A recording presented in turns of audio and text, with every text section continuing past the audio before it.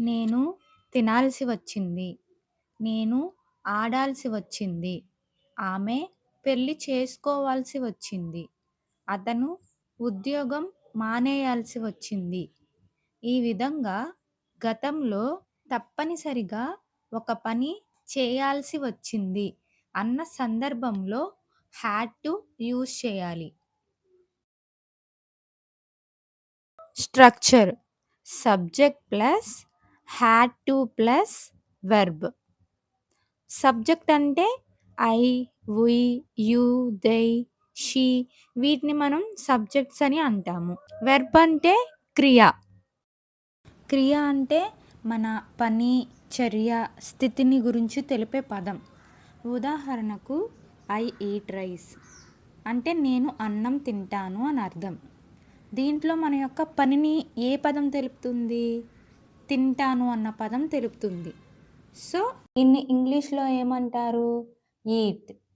ఈ విధంగా right, play, go, come ఇలా ఇవన్నీ కూడా మన పని గురించి తెలియజేస్తాయి. ఇటువంటి వాటిని వెర్బ్ అని అంటాము. స్ట్రక్చర్ ప్రకారం సెంటెన్స్ని బిల్డ్ చేయడం చూద్దాం. Subject plus had to plus verb.